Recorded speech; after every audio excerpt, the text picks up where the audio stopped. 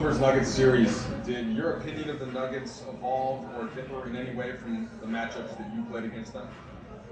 Not really, to be honest. They're a terrific basketball team. They deserve to be in the Western Conference Finals, and they're a handful. With the way that they play, the movement, the passing, the cutting. Obviously, Jamal and Joker have been playing at a super high level, and they're playing with a ton of confidence. So I wasn't surprised. Just given what you said, that when they were up 3-1, of course, you're going to lean towards probably a little bit more towards the Clippers, but you were going to be ready for both. What did you see in those three games that they came back and were able to win by trailing double digits in each one? Yeah, obviously once they win Game 6, you have to have a prepare for both teams' mindset, and spend a lot of time looking at these guys, and to me, just the confidence that they're playing with, the chip on their shoulder that they're playing with was really noticeable. Obviously, they're a very resilient group to come back from 3-1 twice in the same year, and we're gonna have to play great to beat them. Hey Frank, it's Dave. You go from playing a team that doesn't start a traditional center to playing a team that has one of the most competent big men in the game, and I just wanted to know what you can tell us about what Jokic does for them from your perspective, and how you could possibly use your centers in this series versus the last series. Yeah, Joker is one of the most unique players in the world, and one of the most unique players ever to play the center position in this league. What he's able to do, he basically can hurt you in all ways. He can hurt you at the three-point line, in the pocket, playing the 4-on-3 game in the post, and obviously with his passing, which they understand his abilities up there, passing the basketball, and do a great job speed cutting through the lane, and they make it very difficult to guard. It does make this series a little different, a lot different actually than last series, in terms of how much we'll use our centers.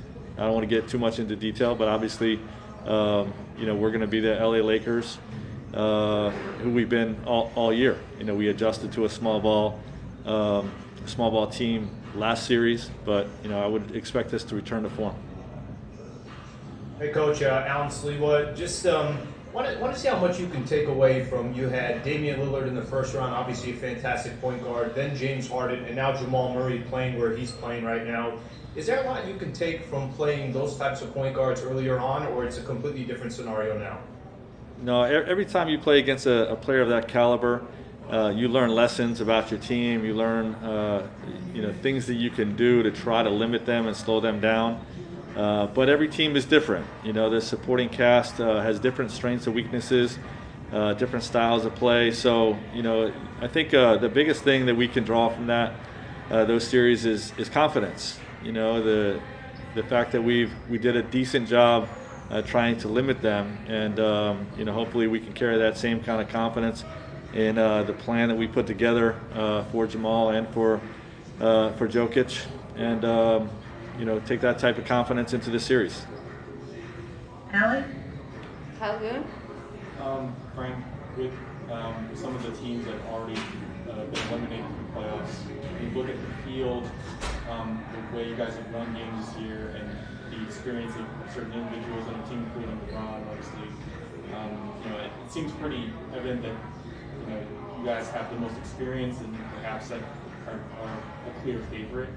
Do you find that might change the mentality you guys have going forward, or do you feel like you have to protect guys from maybe feeling that status and continuing to do what you've done so far? Yeah, my sense is our guys, and I know our coaching staff feels this way, believes that any one of these three teams remaining can beat us. And the Denver Nuggets are a terrific basketball team. So are the Boston Celtics, so are the Miami Heat.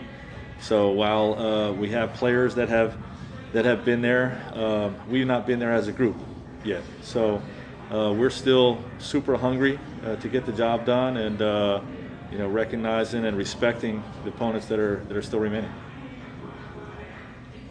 Dan? Frank, you guys have been in virtually the same situation after Game 1 and the two series you played, where it's been a little bit of a feel-out process for tempo and pace and all that different stuff. Obviously, I'm sure you don't want to be in that position after Friday. Is there anything you can do other than say, don't do that? Or are there ways you can try to ramp up competitiveness in this period between games? Or Yeah, just I kind mean, of take it as a loss? you know, we do everything we can to win both of those first game ones. You know what I mean? And it didn't go our way. It's obviously not the plan. And we're approaching these few days to do everything we can from a preparation standpoint to win game one. Have you tweaked anything from preparation in terms of? Not really, no. No, I mean, we do, you know, we take whatever time we have on the court in the film room, study in great detail, drill in great detail, and, you know, like I said, just try to put the plan in as quickly as possible. Hasn't worked in terms of getting victories in the first two games, but hopefully that will be different here. Jeff? Frankly, I understand how unusual the circumstances here.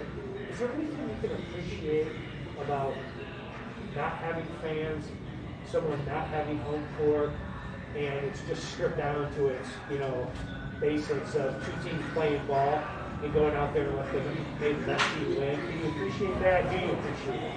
I don't really appreciate it. I would far more prefer to have fans. Obviously, we're number one seed, but you know, even without that, you know, just the environment feels different. You know, and obviously the intensity, the attention to detail is at a playoff level. But you know, not having fans is, you know, there's nothing I would choose about that as opposed to having fans. So, and I'm getting that maybe it's brought out the best. Like, you know, there's not a 1 or a 2 seed in the Eastern Conference Finals. You have Denver getting there. That, you know, it's eliminated some of those advantages that other teams may have. Yeah, and I think, like I said, I think maybe that's something from a fan's perspective. You know, they can see is different and unique and neat. You know, I personally just rather see it the other way. All right, Tanisha, back to you. All right, Melissa Rowland.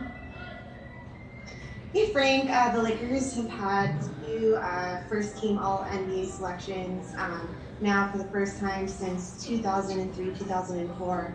If you can put into words, what's it been like coaching such talent in LeBron James and Anthony Davis this season? It's been amazing, you know, especially with these two guys, with their leadership, their personalities, you know, the way they, just their demeanor. You know, the way they come to work every day with a great attitude. They bring enthusiasm to everything we're doing, both of them, and they both play the right way. You know, they honor the defensive end. They make the right play offensively when a double team comes, and you know, they have that killer instinct to impose their will on their opponent when they're on the court, and you know, all those things have just led it to be you know, a really enjoyable experience to be able to coach them.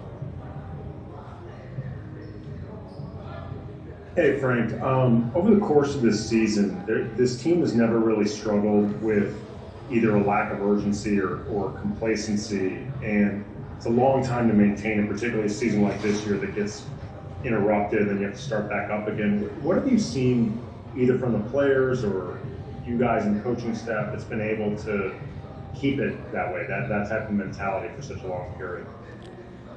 You know, I think it starts with our leadership. You know, Anthony and LeBron. You know, our coaching staff has set a high bar for accountability and the care factor of every possession. But Anthony and LeBron have you know, taken that lead from us and really set that tone in practices and film sessions, in everything we're doing away from the court, to make sure we're at our best, you know, come game time.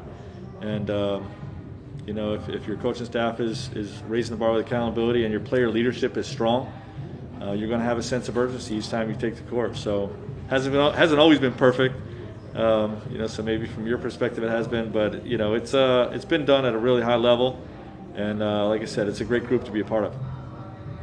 Last question, Brian Kamenetsky. Hey Frank, you know, your first year, I guess it's about a decade ago now as a head coach, you know, you had a team that was anchored in the middle by Roy Hibbert. Now you're in a series with Anthony Davis and Nikola Jokic. How does that kind of just put into perspective the way that the big man has evolved, the game has evolved, and what does that done and meant for your coaching? Well, the game has changed entirely from where it was 10 years ago. You know, what centers are doing right now with shooting threes and making plays off the bounce is extremely unique. Wasn't really around back then, but just with the three-point shooting, the modern era, that's changed my coaching dramatically. You know, the way my offensive system is very different, and more importantly, my defensive system has changed dramatically. And you know, we've had to make an evolution over the last 5-6 years or so to build up